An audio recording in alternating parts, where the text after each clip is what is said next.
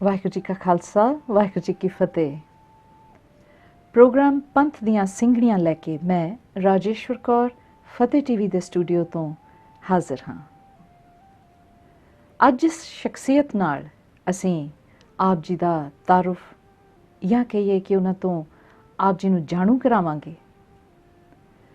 ਬੇਸ਼ੱਕ ਆਪ ਜੀ ਨੇ ਬਹੁਤਾ ਉਹਨਾਂ ਦਾ ਨਾਮ ਨਾ ਸੁਣਿਆ ਹੋਵੇਗਾ, ਪਰ ਉਹਨਾਂ ਦਾ ਜੀਵਨ ਔਰ ਜੋ ਕਾਰਜ ਉਹ ਨਿਭਾ ਰਹੇ ਨੇ ਉਹ ਬਾਕਮਾਲ ਨੇ, ਜੋ ਉਹਨਾਂ ਨੂੰ ਬੜਾ ਹੀ ਵਿਲੱਖਣ ਤੇ ਉਹਨਾਂ ਦੀ ਸ਼ਖਸੀਅਤ ਨੂੰ ਕਿਤੇ ਜ਼ਿਆਦਾ ਖੂਬਸੂਰਤ ਬਣਾ ਦਿੰਦਾ ਹੈ। ਸਿੱਖੀ ਸਰੂਪ ਜਾਂ ਸਿੱਖੀ ਦਾ ਜੀਵਨ ਜੋ ਹੈ,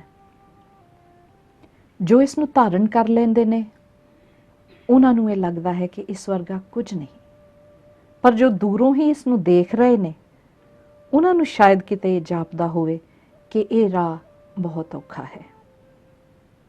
ਇਸ ਪ੍ਰੋਗਰਾਮ ਦੇ ਜ਼ਰੀਏ ਸਾਡੀ ਇਹ ਕੋਸ਼ਿਸ਼ ਰਹੇਗੀ ਕਿ ਅਸੀਂ ਪੰਥ ਵਿੱਚੋਂ ਉਹਨਾਂ ਬੀਬੀਆਂ ਨੂੰ, ਉਹਨਾਂ ਭੈਣਾਂ ਨੂੰ, ਉਹਨਾਂ ਸਿੰਘਣੀਆਂ ਨੂੰ ਆਪ ਜੀ ਦੇ ਰੂਬਰੂ ਕਰੀਏ ਜੋ ਇੱਕ ਬੜਾ ਹੀ ਨੇਕ, ਸੁਚੱਜਾ ਔਰ ਇੱਕ ਅੱਛਾ ਜੀਵਨ ਬਤੀਤ ਕਰ ਰਹੀਆਂ ਹਨ, ਬਾਣੀ ਤੇ ਬਾਣੇ ਨੂੰ ਆਪਣੇ ਨਾਲ ਰੱਖਦਿਆਂ। ਐਸਾ ਹੀ ਇੱਕ ਜੀਵਨ ਹੈ, ਇੱਕ ਅੱਛਾ, ਸਫਲ, ਸਾਫ ਸੁਥਰਾ ਜੀਵਨ ਹੈ ਬੀਬੀ ਬਲਵਿੰਦਰ ਕੌਰ ਜੀ। ਤੇ ਆਓ ਉਹਨਾਂ ਦੇ ਜੀਵਨ ਬਾਰੇ ਉਹਨਾਂ ਤੋਂ ਹੀ ਜਾਣੀਏ। ਤੇ ਸਭ ਤੋਂ ਪਹਿਲਾਂ ਫਤਿਹ ਦੀ ਸਾਂਝ। ਭੈਣ ਜੀ, ਵਾਹਿਗੁਰੂ ਜੀ ਕਾ ਖਾਲਸਾ ਵਾਹਿਗੁਰੂ ਜੀ ਕੀ ਫਤਿਹ। ਮੇਰਾ ਸਭ ਤੋਂ ਪਹਿਲਾ ਸਵਾਲ ਆਪ ਜੀ ਲਈ ਰਹੇਗਾ ਕਿ ਇਹ ਜੋ ਆਪ ਜੀ ਇਸ ਸਮੇਂ ਬੜੇ ਹੀ ਖੂਬਸੂਰਤ ਸਿੱਖੀ ਦੇ ਬਾਣੇ ਵਿੱਚ ਬੈਠੇ ਹੋ, ਦਸਤਾਰ ਸਜੀ ਹੈ, ਖੰਡਾ ਸਜਿਆ ਹੈ, ਸੋਭ ਰਿਹਾ ਹੈ, ਕਿ ਹਮੇਸ਼ਾ ਤੋਂ ਹੀ ਇਸੇ ਤਰ੍ਹਾਂ ਸੀ? ਨਹੀਂ ਜੀ, ਮੇਰਾ ਪਹਿਲਾ ਜੀਵਨ ਇਸ ਤਰ੍ਹਾਂ ਦਾ ਨਹੀਂ ਸੀ। ਮੈਂ ਇੱਕ ਇਹੋ ਜਿਹੇ ਖਾਨਦਾਨ ਵਿੱਚ ਜਨਮ ਲਿਆ ਜਿੱਥੇ ਬੜੀਆਂ ਮਸਾਣਾਂ ਦੀ ਪੂਜਾ ਕੀਤੀ ਜਾਂਦੀ ਸੀ। ਹਿੰਦੂ ਧਰਮ ਦਾ ਵੀ ਬੋਲਬਾਲਾ ਸੀ। ਸਾਡੇ ਖਾਨਦਾਨ ਦੇ ਵਿੱਚ ਸ਼ਾਇਦ ਹੀ ਕਿਸੇ ਨੇ ਅੰਮ੍ਰਿਤ ਛਕਿਆ ਹੋਵੇ। ਜਿੱਥੋਂ ਤੱਕ ਮੈਨੂੰ ਯਾਦ ਹੈ, ਕਿਸੇ ਨੇ ਨਹੀਂ ਸੀ ਛਕਿਆ ਹੋਇਆ। ਇਹ ਤਾਂ ਗੁਰੂ ਪਾਤਸ਼ਾਹ ਦੀ ਮਿਹਰ ਹੀ ਹੋਈ ਕਿ ਉਹਨਾਂ ਨੇ ਮੈਨੂੰ ਕੌਰ ਨਾਮ ਦੇ ਨਾਲ ਨਿਵਾਜਿਆ। ਮੈਨੂੰ ਦੋ ਲਾਈਨਾਂ ਬਹੁਤ ਅੱਛੀਆਂ ਲੱਗਦੀਆਂ ਜਿਹੜੀਆਂ ਕੌਰ ਨਾਮ ਦੇ ਨਾਲ ਸੁਸ਼ੋਭਿਤ ਨੇ। ਕਹਿੰਦੇ, ਕੌਰ ਨਾਮ ਹੈ ਇੱਕ ਕਿਰਦਾਰ ਦਾ, ਕੌਰ ਨਾਮ ਹੈ ਇੱਕ ਕਿਰਦਾਰ ਦਾ, ਇਹ ਰੁਤਬਾ ਹੈ ਬਖਸ਼ਿਆ ਦਾਤਾਰ ਦਾ। ਬਹੁਤ ਮੈਂ ਅਕਾਲ ਪੁਰਖ ਦੀ ਬਹੁਤ ਧੰਨਵਾਦੀ ਹਾਂ ਕਿ ਉਹਨਾਂ ਨੇ ਮੈਨੂੰ ਇਸ ਰੁਤਬੇ ਦੇ ਨਾਲ ਨਿਵਾਜਿਆ। ਜੀਵਨ ਦੇ ਕਿਸ ਪੜਾਅ ਵਿੱਚ ਆ ਕੇ ਆਪ ਜੀ ਨੂੰ ਇਹ ਲੱਗਾ ਕਿ ਜੋ ਮੇਰਾ ਪਰਿਵਾਰਕ ਮਾਹੌਲ ਹੈ ਜਾਂ ਜੋ ਜੀਵਨ ਹੈ ਉਸ ਵਿੱਚ ਤੁਸੀਂ ਕੰਫਰਟੇਬਲ ਨਹੀਂ ਸੀ, ਜਾਂ ਤੁਹਾਨੂੰ ਇਹ ਲੱਗਾ ਕਿ ਇਹ ਜੀਵਨ ਮੇਰੇ ਲਈ ਨਹੀਂ ਹੈ? ਜਿਸ ਤਰ੍ਹਾਂ ਕਹਿੰਦੇ ਆ ਕਿ ਹਰ ਇੱਕ ਬੱਚੇ ਦੇ ਉੱਤੇ ਉਹਦੀ ਮਾਂ ਦਾ ਪ੍ਰਭਾਵ, ਮਾਤਾ ਪਿਤਾ ਦਾ ਪ੍ਰਭਾਵ ਜ਼ਿਆਦਾ ਹੁੰਦਾ ਜੀ। ਸੋ ਇਸੇ ਤਰ੍ਹਾਂ ਮੇਰੇ ਉੱਤੇ ਵੀ ਮੇਰੇ ਮਾਤਾ ਪਿਤਾ ਦੋਨਾਂ ਦਾ ਪ੍ਰਭਾਵ ਸੀ। ਮੇਰੇ ਮਾਤਾ ਜੀ ਧਾਰਮਿਕ ਰੰਗਣ ਵਾਲੇ ਸੀਗੇ, ਪਰ ਉਹਨਾਂ ਨੇ ਅੰਮ੍ਰਿਤ ਨਹੀਂ ਸੀ ਛਕਿਆ ਹੋਇਆ। ਉਹ ਨਿੱਤ ਗੁਰਦੁਆਰੇ ਜਾਂਦੇ ਸੀ, ਰੋਜ਼ ਦਾ ਉਹਨਾਂ ਦਾ ਨਿੱਤ ਕਰਮ ਸੀਗਾ। ਉਹ ਮੈਨੂੰ ਜਦੋਂ ਬਚਪਨ ਦੇ ਵਿੱਚ ਮੈਂ ਸੀ ਛੋਟੀ, ਤਾਂ ਉਹ ਸੰਤਾਂ ਦੇ ਦੀਵਾਨ ਸੁਣਨ ਲਈ ਲੈ ਕੇ ਜਾਇਆ ਕਰਦੇ ਹੁੰਦੇ ਸੀਗੇ, ਤਾਂ ਉਹ ਮੈਨੂੰ ਬਹੁਤ ਅੱਛੇ ਲੱਗਦੇ ਸੀ। ਫਿਰ ਹੌਲੀ ਹੌਲੀ ਮੇਰਾ ਥੋੜ੍ਹਾ ਜਿਹਾ ਰੁਝਾਨ ਇੱਧਰ ਨੂੰ ਵਧਣਾ ਸ਼ੁਰੂ ਹੋਇਆ। ਤਾਂ ਇੱਕ ਵਾਰੀ ਦੀ ਗੱਲ ਹੈ ਕਿ ਜਦੋਂ ਮੈਂ 10ਵੀਂ 'ਚ ਪੜ੍ਹਦੀ ਸੀ ਪਹਿਲੀ ਵਾਰੀ, ਤਾਂ ਮੇਰੇ ਮਾਤਾ ਜੀ ਮੈਨੂੰ ਗੁਰਦੁਆਰੇ ਲੈ ਕੇ ਗਏ। ਉਸ ਵੇਲੇ ਮੈਂ ਉੱਥੇ ਪਹਿਲੀ ਵਾਰੀ ਆਪਣੀ ਜ਼ਿੰਦਗੀ ਦੇ ਵਿੱਚ ਜਾਪ ਸਾਹਿਬ ਦਾ ਪਾਠ ਸੁਣਿਆ ਸੀ। ਤਾਂ ਉਹਦੀ ਲੈ ਮੈਨੂੰ ਇੰਨੀ ਵਧੀਆ ਲੱਗੀ। ਮੈਂ ਆਪਣੇ ਮਾਤਾ ਜੀ ਨੂੰ ਆ ਕੇ ਇਹ ਗੱਲ ਕਹੀ, ਮੈਂ ਕਿਹਾ ਮੈਨੂੰ ਪਹਿਲੀ ਵਾਰੀ ਪਤਾ ਲੱਗਿਆ ਵੀ ਬਾਣੀ ਇੰਨੀ ਮਿੱਠੀ ਹੁੰਦੀ ਹੈ। ਉਸ ਤੋਂ ਬਾਅਦ ਗੁਰੂ ਸਾਹਿਬ ਦੀ ਬਖਸ਼ਿਸ਼ ਹੀ ਹੋਈ ਕਿ ਉਹਨਾਂ ਨੇ ਮੈਨੂੰ ਨਿੱਤ ਗੁਰਦੁਆਰੇ ਦੀ ਸੰਗਤ ਬਖਸ਼ੀ। ਪਰਮਾਤਮਾ ਨੇ ਆਪ ਰੋਜ਼ ਗੁਰਦੁਆਰੇ ਜਾਣਾ, ਹੌਲੀ ਹੌਲੀ ਇਹ ਰੁਚੀ ਜਿਹੜੀ ਹੈ ਮੇਰੀ ਵੱਧਦੀ ਚਲੀ ਗਈ। ਫਿਰ 2-2 3-3 ਘੰਟੇ ਦੀ ਸੰਗਤ ਵੀ ਗੁਰੂ ਸਾਹਿਬ ਨੇ ਮੈਨੂੰ ਬਖਸ਼ੀ। ਫਿਰ ਮੇਰੇ ਮਨ ਦੇ ਵਿੱਚ ਇਹ ਜਗਿਆਸਾ ਹੋਈ ਵੀ ਮੈਂ ਇੱਕ ਚੰਗੀ ਜੀਵਨ ਜਾਂਚ ਸਿੱਖਣੀ ਹੈ ਕਿ ਸਹੀ ਜੀਵਨ ਜਾਂਚ ਕੀ ਹੈ। ਗੁਰੂ ਸਾਹਿਬ ਨੇ ਉਹਦੀ ਵੀ ਬੜੀ ਬਖਸ਼ਿਸ਼ ਕੀਤੀ। ਹੌਲੀ ਕਿਤਾਬਾਂ ਪੜ੍ਹਨ ਦਾ ਮੈਨੂੰ ਰੁਚੀ ਸ਼ੁਰੂ ਤੋਂ ਹੀ ਸੀਗੀ। ਚੰਗੀਆਂ ਕਿਤਾਬਾਂ ਪੜ੍ਹਨੀਆਂ ਸ਼ੁਰੂ ਕੀਤੀਆਂ, ਫਿਰ ਬਾਣੀ ਦੇ ਅਰਥ ਸਮਝਣੇ ਸ਼ੁਰੂ ਕੀਤੇ। ਉਸ ਨੇ ਮੇਰੀ ਜ਼ਿੰਦਗੀ ਦੇ ਵਿੱਚ ਇੱਕ ਪਲਟਾ ਲਿਆਂਦਾ। ਫਿਰ ਹੌਲੀ ਮੈਨੂੰ ਗੁਰਸਿੱਖਾਂ ਦੀ ਸੰਗਤ ਨਸੀਬ ਹੋਈ। ਮੈਨੂੰ ਕਈਆਂ ਦੀ ਸੰਗਤ ਨੇ ਪ੍ਰੇਰਿਆ ਵੀ ਤੁਹਾਨੂੰ ਅੰਮ੍ਰਿਤ ਛਕਣਾ ਚਾਹੀਦਾ। ਫਿਰ ਹੌਲੀ ਗੁਰੂ ਗੋਬਿੰਦ ਸਿੰਘ ਪਾਤਸ਼ਾਹ ਜੀ ਨੇ ਮੈਨੂੰ ਆਪਣਾ ਰੂਪ ਬਖਸ਼ਿਆ। ਵਾਹਿਗੁਰੂ। ਹਰ ਇੱਕ ਦੇ ਜੀਵਨ ਵਿੱਚ ਕੋਈ ਨਾ ਕੋਈ ਐਸੀ ਸ਼ਖਸੀਅਤ ਜਿਹਨੂੰ ਅਸੀਂ ਆਮ ਲਫ਼ਜ਼ਾਂ ਵਿੱਚ ਆਈਡਲ ਕਹਿੰਦੇ ਆ, ਉਹ ਜ਼ਰੂਰ ਹੁੰਦਾ ਹੈ ਜੇ ਤੋਂ ਤੁਸੀਂ ਮੁਤਾਸਰ ਹੁੰਦੇ ਆ, ਜਿਹੜਾ ਤੁਹਾਡੇ ਤੇ ਬਹੁਤ ਇਫੈਕਟ ਕਰਦਾ। ਕੋਈ ਐਸਾ ਇਨਸਾਨ, ਕੋਈ ਐਸੀ ਸ਼ਖਸੀਅਤ ਪੰਥ ਵਿੱਚੋਂ ਜਾਂ ਉੱਦਾਂ ਹੀ ਕੋਈ ਫਿਲਾਸਫਰ ਹੋਵੇ ਜਾਂ ਕੋਈ ਹੋਵੇ ਜਿਹਨੇ ਤੁਹਾਨੂੰ ਬਹੁਤ ਮੁਤਾਸਰ ਕੀਤਾ, ਜਿਨ੍ਹਾਂ ਨੂੰ ਤੁਸੀਂ ਕਿਉਂਕਿ ਹੁਣੇ ਸਾਨੂੰ ਦੱਸਿਆ ਕਿ ਤੁਸੀਂ ਪੜ੍ਹਨਾ ਲਿਖਣਾ ਤੁਹਾਡੀ ਖੂਬੀ ਹੈ ਜਾਂ ਤੁਹਾਡੀ ਹੌਬੀ ਹੈ, ਕਿਹਨਾਂ ਤੋਂ ਤੁਸੀਂ ਸਭ ਤੋਂ ਜ਼ਿਆਦਾ ਮੁਤਾਸਰ ਹੋਏ ਹੋ? ਸਭ ਤੋਂ ਪਹਿਲਾਂ ਮੈਂ ਭਾਈ ਵੀਰ ਸਿੰਘ ਦਾ ਲਿਟਰੇਚਰ ਉਹਨਾਂ ਦਾ ਪੜ੍ਹਿਆ, ਮੈਨੂੰ ਬਹੁਤ ਹੀ ਵਧੀਆ ਲੱਗਿਆ। ਤਾਂ ਮੈਂ ਜਦੋਂ ਉਹਨਾਂ ਦਾ ਲਿਟਰੇਚਰ ਪੜ੍ਹਦੀ ਸੀ ਤਾਂ ਮੈਨੂੰ ਲੱਗਦਾ ਸੀ ਕਿ ਅੱਜ ਦੇ ਜ਼ਮਾਨੇ 'ਚ ਵੀ ਕੋਈ ਭਾਈ ਵੀਰ ਸਿੰਘ ਵਰਗਾ ਮਿਲੇਗਾ ਜਿਹੜਾ ਮੇਰੇ ਸਵਾਲਾਂ ਦੇ ਜਵਾਬ ਮੈਨੂੰ ਦੇਵੇਗਾ। ਭਾਈ ਵੀਰ ਸਿੰਘ ਜੀ ਦੀ ਜਿਹੜੀ ਲਿਖਤ ਸੀ ਉਹ ਇੰਨੀ ਜ਼ਿਆਦਾ ਵਧੀਆ ਸੀ ਕਿ ਉਹਦੇ ਵਿੱਚ ਜੋ ਮਨ ਦੇ ਵਲਵਲੇ ਔਰ ਮਨ ਦੇ ਸਵਾਲ ਜੋ ਅਸੀਂ ਕਿਸੇ ਨਾਲ ਕਈ ਵਾਰੀ ਸ਼ੇਅਰ ਨਹੀਂ ਵੀ ਕਰ ਸਕਦੇ, ਉਹਨਾਂ ਨੇ ਆਪ ਹੀ ਸਵਾਲ ਕਰਕੇ ਫਿਰ ਆਪ ਹੀ ਉਹਨਾਂ ਦੇ ਬਹੁਤ ਸੋਹਣੇ ਜਵਾਬ ਦਿੱਤੇ ਹੁੰਦੇ। ਇੱਕ ਉਹਨਾਂ ਦੀ ਪੁਸਤਕ ਮੇਰੇ ਪਿਆਰੇ ਜੀਓ ਚਿੱਠੀਆਂ ਦੇ ਰੂਪ ਵਿੱਚ ਹੈ, ਉਹ ਵੀ ਮੈਨੂੰ ਬੜੀ ਵਧੀਆ ਲੱਗੀ। ਉਸ ਤੋਂ ਬਾਅਦ ਫਿਰ ਮੈਂ ਹੌਲੀ ਹੌਲੀ ਉਹਨਾਂ ਦੇ ਸਾਹਿਤ ਵੱਲ ਪ੍ਰੇਰੀ ਗਈ। ਉਸ ਤੋਂ ਬਾਅਦ ਫਿਰ ਮੈਂ ਉਹਨਾਂ ਦਾ ਨਾਵਲ ਪੜ੍ਹੇ, ਸੁੰਦਰੀ ਬੀਬੀ ਸਤਵੰਤ ਕੌਰ ਨਾਵਲ ਪੜ੍ਹਿਆ। ਜਿਹੜਾ ਬਾਬਾ ਨੌਧ ਸਿੰਘ ਨਾਵਲ ਹੈ ਉਹਨੇ ਮੈਨੂੰ ਬਹੁਤ ਜ਼ਿਆਦਾ ਪ੍ਰਭਾਵਿਤ ਕੀਤਾ। ਮੈਨੂੰ ਲੱਗਿਆ ਵੀ ਹਰ ਇੱਕ ਗੁਰਸਿੱਖ ਦਾ ਜਿਹੜਾ ਜੀਵਨ ਹੈ ਉਹ ਬਾਬਾ ਨੌਧ ਸਿੰਘ ਵਰਗਾ ਹੋਣਾ ਚਾਹੀਦਾ, ਜਿਹੜਾ ਕਿਸੇ ਤਰ੍ਹਾਂ ਦੇ ਬਿਨਾਂ ਭੇਦਭਾਵ ਤੋਂ ਇੱਕ ਸੱਚਾ ਸੁੱਚਾ ਗੁਰਸਿੱਖੀ ਜੀਵਨ ਜਿਹੜਾ ਉਹ ਹੋਵੇ ਤਾਂ ਇਸ ਤਰ੍ਹਾਂ ਦਾ ਹੀ ਹੋਵੇ। ਫਿਰ ਮੇਰਾ ਮਨ ਉੱਧਰ ਨੂੰ ਇਸ ਤਰ੍ਹਾਂ ਪ੍ਰੇਰਿਆ ਗਿਆ ਵੀ ਬਸ ਇਸੇ ਤਰ੍ਹਾਂ ਦਾ ਜੀਵਨ ਚਾਹੀਦਾ ਮੈਨੂੰ। ਗੁਰੂ ਪਾਤਸ਼ਾਹ ਦੀ ਬਾਣੀ ਪੜ੍ਹੀ, ਉਹਨੂੰ ਆਪਣੇ ਜੀਵਨ 'ਚ ਧਾਰਨ ਕਰਨ ਦੀ ਕੋਸ਼ਿਸ਼ ਕੀਤੀ। ਕਈ ਵਾਰੀ ਹੁੰਦਾ ਸੀ ਵੀ ਅਸੀਂ ਸੋਚਦੇ ਸੀ ਵੀ ਇਸ ਤਰ੍ਹਾਂ ਕਰਨਾ ਚਾਹੀਦਾ, ਪਰ ਮਨ ਦਾ ਵੇਗ ਇੰਨਾ ਜ਼ਿਆਦਾ ਪ੍ਰਬਲ ਹੋ ਜਾਂਦਾ ਸੀ, ਸੋਚਿਆ ਹੋਇਆ ਤਾਂ ਕਦੀ ਹੁੰਦਾ ਹੀ ਨਹੀਂ ਸੀਗਾ। ਫਿਰ ਉਸੇ ਤਰ੍ਹਾਂ ਹੀ ਕਰ ਬਹਿਣਾ, ਫਿਰ ਸੋਚਣਾ ਵੀ ਪੜ੍ਹਿਆ ਤਾਂ ਇਹ ਸੀ, ਸੋਚਿਆ ਤਾਂ ਇਹ ਸੀ ਇਸ ਤਰ੍ਹਾਂ ਕਰਾਂਗੇ, ਪਰ ਹੁੰਦਾ ਤਾਂ ਉਹ ਹੈ ਨਹੀਂ। ਫਿਰ ਗੁਰੂ ਪਾਤਸ਼ਾਹ ਕੋਲ ਬੇਨਤੀ ਕਰਨੀ, ਅਰਦਾਸ ਕਰਨੀ। ਤਾਂ ਹਜੇ ਅਸੀਂ ਰਾਹ 'ਚ ਹੀ ਹਾਂ, ਚੱਲ ਰਹੇ ਹਾਂ, ਸਿੱਖ ਰਹੇ ਹਾਂ। ਆਸ ਹੈ ਗੁਰੂ ਸਾਹਿਬ ਜ਼ਰੂਰ ਮਿਹਰ ਕਰਨਗੇ। ਬਹੁਤ ਖੂਬ। ਗੱਲ ਕਰ ਰਹੇ ਹਾਂ ਭੈਣ ਜੀ ਬਲਵਿੰਦਰ ਕੌਰ ਜੀ ਨਾਲ, ਜਿਨ੍ਹਾਂ ਦੱਸਿਆ ਕਿ ਉਹਨਾਂ ਨੂੰ ਲਿਖਣ ਦਾ ਔਰ ਪੜ੍ਹਨ ਦਾ ਬਹੁਤ ਸ਼ੌਂਕ ਹੈ। ਮੈਂ ਅਗਲਾ ਸਵਾਲ ਆਪ ਜੀ ਤੋਂ ਇਹ ਕਰਨਾ ਚਾਹੂੰਗੀ ਭੈਣ ਜੀ ਕਿ ਆਪ ਜੀ ਨੇ ਹੁਣੇ ਦੱਸਿਆ ਕਿ ਤੁਸੀਂ ਕਾਫੀ ਪੁਸਤਕਾਂ ਪੜ੍ਹੀਆਂ ਨੇ। ਭਾਈ ਵੀਰ ਸਿੰਘ ਹੁਣਾਂ ਦਾ ਆਪ ਜੀ ਨੇ ਨਾਂ ਲਿਆ। ਹਾਂਜੀ। ਕੀ ਆਪ ਜੀ ਖੁਦ ਵੀ ਕੁਛ ਲਿਖਦੇ ਹੋ? ਨਹੀਂ ਜੀ, ਮੈਂ ਲਿਖਦੀ ਆਪ ਤਾਂ ਨਹੀਂ, ਪਰ ਜੋ ਚੀਜ਼ਾਂ ਲਿਖੀਆਂ ਹੁੰਦੀਆਂ ਉਹਨਾਂ 'ਚੋਂ ਜਿਹੜੀਆਂ ਚੀਜ਼ਾਂ ਮੈਨੂੰ ਬਹੁਤ ਹੀ ਜ਼ਿਆਦਾ ਚੰਗੀਆਂ ਲੱਗਦੀਆਂ ਉਹਨਾਂ ਨੂੰ ਮੈਂ ਆਪਣੀ ਡਾਇਰੀ ਦੇ ਵਿੱਚ ਨੋਟ ਕਰ ਲੈਂਦੀ ਹਾਂ। ਫਿਰ ਜਦੋਂ ਕਦੀ ਸਮਾਂ ਮਿਲੇ ਤਾਂ ਉਹਨਾਂ ਨੂੰ ਦੁਬਾਰਾ ਪੜ੍ਹ ਲੈਂਦੀ ਹਾਂ। ਫਿਰ ਉਹ ਮੇਰੀ ਜ਼ਿੰਦਗੀ 'ਚ ਇੱਕ ਹੁਲਾਰਾ ਜਿਹਾ ਦੇ ਜਾਂਦੀਆਂ ਨੇ ਜੀ। ਅਤੇ ਜਿਨ੍ਹਾਂ ਨੇ ਭਾਈ ਵੀਰ ਸਿੰਘ ਹੁਣਾਂ ਨੂੰ ਪੜ੍ਹਿਆ ਹੋਵੇ, ਉਹਨਾਂ ਦੇ ਜੀਵਨ ਵਿੱਚ, ਉਹਨਾਂ ਦੀ ਸੋਚ ਵਿੱਚ ਬਹੁਤ ਤਬਦੀਲੀ ਆ ਜਾਂਦੀ ਹੈ।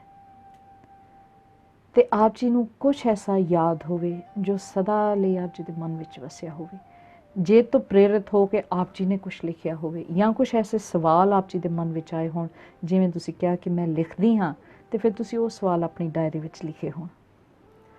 ਹਾਂਜੀ, ਜਿਵੇਂ ਮੈਂ ਤੁਹਾਨੂੰ ਪਹਿਲਾਂ ਹੀ ਦੱਸਿਆ ਵੀ ਮੈਨੂੰ ਜੀਵਨ ਜਾਂਚ ਸਿੱਖਣੀ ਬਹੁਤ ਚੰਗੀ ਲੱਗਦੀ ਹੈ, ਵੀ ਇੱਕ ਗੁਰਸਿੱਖ ਦਾ, ਸੱਚੇ ਸੁੱਚੇ ਗੁਰਸਿੱਖ ਦਾ ਜੀਵਨ ਕਿਸ ਤਰ੍ਹਾਂ ਦਾ ਹੋਣਾ ਚਾਹੀਦਾ, ਅਕਾਲ ਪੁਰਖ ਨੂੰ ਕਿਸ ਤਰ੍ਹਾਂ ਦਾ ਵਿਅਕਤੀਤਵ ਚੰਗਾ ਲੱਗਦਾ, ਉਹਦੇ ਬਾਰੇ ਪਰਸਨੈਲਿਟੀ ਨਾਲ ਸੰਬੰਧਿਤ ਮੈਂ ਬਹੁਤ ਸਾਰੀਆਂ ਕਿਤਾਬਾਂ ਪੜ੍ਹਦੀ ਰਹਿੰਦੀ ਹਾਂ ਕਿ ਇੱਕ ਚੰਗੀ ਸ਼ਖਸੀਅਤ, ਬਾਹਰੀ ਸ਼ਖਸੀਅਤ ਦੇ ਨਾਲ ਨਾਲ ਅੰਦਰੂਨੀ ਸ਼ਖਸੀਅਤ, ਚੰਗੇ ਗੁਣ ਹੋਣੇ ਕਿਸ ਤਰ੍ਹਾਂ ਜ਼ਰੂਰੀ ਨੇ। ਮੈਨੂੰ ਭਾਈ ਵੀਰ ਸਿੰਘ ਜੀ ਦੀਆਂ 2 ਲਾਈਨਾਂ ਬਹੁਤ ਅੱਛੀਆਂ ਲੱਗਦੀਆਂ ਨੇ, ਜਿਹਦੇ 'ਚ ਉਹਨਾਂ ਨੇ ਕਿਹਾ, ਸੀਨੇ ਖਿੱਚ ਜਿਨ੍ਹਾਂ ਨੇ ਖਾਧੀ, ਸੀਨੇ ਖਿੱਚ ਜਿਨ੍ਹਾਂ ਨੇ ਖਾਧੀ, ਉਹ ਕਰ ਆਰਾਮ ਨਹੀਂ ਬਹਿੰਦੇ, ਨਿਉ ਵਾਲੇ ਨੈਣਾ ਦੀ ਨੀਂਦਰ ਉਹ ਦਿਨੇ ਰਾਤ ਪਏ ਵਹਿੰਦੇ, ਇੱਕੋ ਲਗਨ ਲਗੀ ਲਈ ਜਾਂਦੀ, ਟੋਰ ਅਨੰਤ ਉਹਨਾਂ ਦੀ, ਵਸਲੋਂ ਉਰੇ ਮੁਕਾਮ ਨਾ ਕੋਈ, ਸੋ ਚਾਲ ਪਏ ਨਿਤ ਰਹਿੰਦੇ। ਸੋ ਉਸੇ ਤਰ੍ਹਾਂ ਮੇਰੀ ਵੀ ਜ਼ਿੰਦਗੀ ਦਾ ਹੀ ਮਕਸਦ ਹੈ ਵੀ ਜਦ ਤੱਕ ਪਰਮਾਤਮਾ ਮੇਰੇ ਹਿਰਦੇ 'ਚ ਨਹੀਂ ਵਸ ਜਾਂਦਾ, ਉਹਦੇ ਵਰਗੇ ਗੁਣ ਮੇਰੇ 'ਚ ਨਹੀਂ ਆ ਜਾਂਦੇ, ਮੇਰੀ ਵੀ ਚਾਲ ਮੱਧਮ ਨਾ ਪਵੇ। ਮੇਰੀ ਪਰਮਾਤਮਾ ਕੋਲ ਇਹੀ ਅਰਦਾਸ ਹੈ ਬਸ। ਇਸ ਪ੍ਰੋਗਰਾਮ ਦੇ ਜ਼ਰੀਏ ਅਸੀਂ ਉਹਨਾਂ ਬੀਬੀਆਂ ਲਈ ਇੱਕ ਪ੍ਰੇਰਣਾ ਜੋ ਘਰ ਬੈਠੀਆਂ ਨੇ, ਇਹ ਨਹੀਂ ਕਿ ਜਿਨ੍ਹਾਂ ਦਾ ਦੁਨੀਆ ਵਿੱਚ ਨਾਂ ਹੈ ਬਸ ਉਹੀ ਸਭ ਕੁਝ ਕਰ ਸਕਦੇ ਨੇ, ਕਰਨ ਵਾਲੇ ਬਹੁਤ ਬੈਠੇ ਨੇ, ਪਰ ਸਮਾਂ ਨਹੀਂ ਬਣਦਾ, ਜਾਂ ਉਹ ਆਪ ਹੀ ਉੱਦਮ ਨਹੀਂ ਕਰਦੇ, ਜਾਂ ਜੀਵਨ ਵਿੱਚ ਐਸੀ ਸੰਗਤ ਹੀ ਨਹੀਂ ਮਿਲਦੀ ਕਿ ਉਹ ਆਪਣੇ ਮਨ ਦੇ ਵਿਚਾਰ, ਖਿਆਲ, ਵਲਵਲੇ ਕਿਸੇ ਅੱਗੇ ਰੱਖ ਸਕਣ। ਭੈਣ ਜੀ, ਮੈਂ ਆਪ ਜੀ ਤੋਂ ਪੁੱਛਣਾ ਚਾਹਾਂਗੀ,